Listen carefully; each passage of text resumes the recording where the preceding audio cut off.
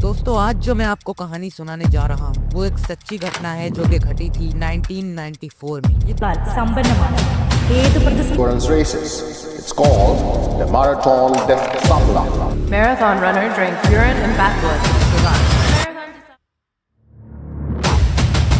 कहानी है मोरो प्रोस्पेरी नाम के एक शख्स की, जो कि एक अमेरिकी पुलिस ऑफिसर होने के साथ साथ ही एक एथलीट भी था और उसे अपनी जिंदगी में चुनौतियां लेना बहुत ज्यादा पसंद था। इसीलिए उसने फैसला किया कि वो हर साल होने वाली दुनिया की सबसे खतरनाक मैराथन में से एक द सहारा डेजर्ट मैराथन डेस सैबलिस में पार्टिसिपेट करेगा। शायद वो ये नहीं जानता था कि ये रेस उसकी जिंदगी की आखिरी रेस भी हो सकती थी। तो चल था सन 1994, हर साल की ही तरह होने वाली डेस सैबलिस द सहारा डेजर्ट मैराथन की तैयारी शुरू हो चुकी थी। और वहीं मोरो प्रोस्पेरी जो कि एक एथलीट भी थे, उन्होंने ये फैसला किया था कि वो इस रेस में भाग लेंगे। ये रेस तकरीबन 6 दिनों की होती है, जो कि दुनिया के सबसे खतरनाक और बंजर रेगिस्तान सहारा डेजर्ट से होकर गुजरती है। इस रेस में भागने के लिए आपको उतना ही खाना और पानी दिया जाता है जो कि सिर्फ 6 दिनों तक चल सके। और इस सहारा रेगिस्तान में पड़ने वाली गर्मी और रात को पड़ने वाली ठंड मैराथन में दौड़ना काफी ज्यादा मुश्किल है। रेस स्टार्ट होती है और मोरो प्रोस्पेरी भी एक अच्छी शुरुआत करते हैं अपनी इस रेस की। पहले के 2 दिन तो बहुत ही अच्छे तरीके से गुजर जाते हैं, लेकिन तीसरे दिन अचानक ही एक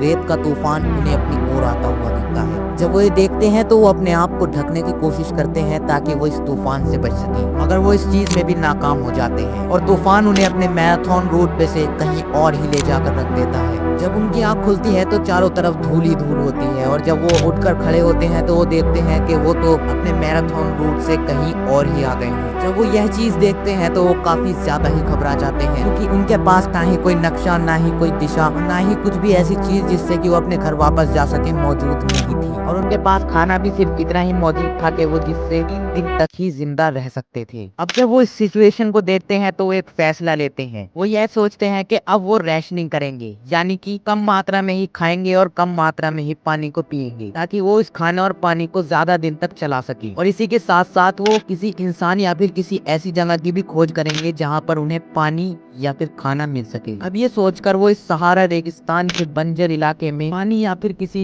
इंसान की खोज में निकल जाते हैं। अब मोरो को इस रेगिस्तान में भटकते हुए पूरे 4 दिन हो चुके थे और उनकी हालत प्यास से बहुत ज्यादा ही खराब हो गई थी, जिसकी वजह से उन्हें अपना यूरिन तक पीकर जिंदा रहना पड़ रहा था। अब वो इस रेगिस्तान में भटक ही रहे होते हैं कि उन्हें तभी सामने एक पुरानी मस्जिद नजर आ जाती है। उस मस्जिद की तरफ देखते हैं और खाने और पानी की तलाश में उसकी तरफ जोर से भागते हैं और उसके अंदर पहुंचते हैं तो क्या देखते हैं कि उसके अंदर कुछ भी मौजूद नहीं है सिवाय काली चमगादड़ों की। लेकिन ये काली चमगादड़ भी किसी तोहफे से कम नहीं, क्योंकि वो इनका शिकार कर कर अपने पेट का कुछ गुजारा कर सकते थे। और वो ठीक ऐसा ही करते हैं। वो अपना स्कार्फ उठाते हैं और स्कार्फ से एक नेट जैसा बनाकर बैट्स को पकड़ने लगते हैं और कुछ बैट्स उनके हिस्से में आते भी हैं, जिन्हें खाकर उनकी भूख थोड़ी शांत होती है। लेकिन प्यास तो अब भी लग रही थी। दोबारा निकल पड़ते हैं इस बंजर रेगिस्तान की जमीन पर अपने जीने की उम्मीद में, मगर इस बंजर रेगिस्तान के अंदर खाना या पानी मिलना या किसी इंसान का सरवाइव करना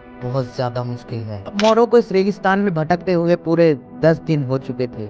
अब ना ही उनके पास कुछ खाना बचा था और ना ही कुछ पानी, जिसकी वजह से उनके एथलीट वाले शरीर को भी थकावट का सामना करना पड़ रहा था। वो बताते हैं कि उनकी खाल झुलस चुकी थी और उन्हें बार बार चक्कर और हेलुसिनेशंस आ रहे थे, जिसमें उन्हें नजर आ रहा था कि कोई आदमी सामने से चलकर आ रहा है, मगर वो तो सिर्फ उनका एक भ्रम था, वहाँ पर तो कुछ था ही नहीं। जिसके बाद वो एक काफी दर्दनाक निर्णय लेते हैं। वो सोचते हैं कि वो अपने स्कार्फ से अपने आप को समाप्त कर लेंगे। के बाद वो अपना स्कार्फ उठाते हैं और अपनी गर्दन पर लपेट लेते हैं, लेकिन वो इस चीज में भी नाकाम हो जाते हैं। जिसके बाद वो इस चीज को भगवान का एक इशारा समझकर इस चीज को करने से पीछे हट जाते हैं और ये ठान लेते हैं कि जब तक उनके अंदर थोड़ी सी भी जान बाकी है वो अपने जीवन के लिए संघर्ष करेंगे। जिसके बाद उनमें जितनी भी जान बाकी थी वो पूरी जान लगाकर एक पहाड़ की तरफ भागते हैं। जान से उस पहाड़ पर भागने के बाद उस पहाड़ की चोटी पर पहुंचते हैं और जब वो उसकी चोटी पर पहुंचते हैं तो उन्हें सामने से आते हुए कुछ लोग दिखाई देते हैं। जिसके बाद वो उन लोगों को आवाज देते हैं। वो आदमी उनके पास आते हैं और उनको कुछ पानी और खाना देते हैं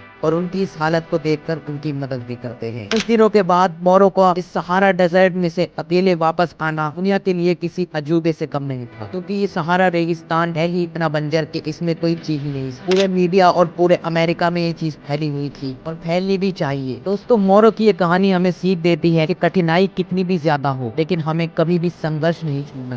हमें हमेशा संघर्ष करते रहना चाहिए। और उन्हें अकेले सहारा डेजर्ट में सरवाइव करके हमें सिखा दिया है कि तुम्हारे जीतने के चांस चाहे 1% भी क्यों ना हो, उसे 100% बनाने की जिम्मेदारी भी तुम्हारी है। तो दोस्तों, ये थी मोर प्रॉस्पेरिटी की असली जिंदगी की कहानी, जो कि हमें बहुत कुछ सिखाती है। और दोबारा मिलेंगे किसी एक और ऐसी ही वीडियो में। तक के लिए हमारे इस वीडियो को लाइक कर दीजिएगा और इस चैनल को सब्सक्राइब करके इस वीडियो को शेयर करना ना भूलिएगा अपने दोस्तों के साथ। तब तक के लिए गुड बाय।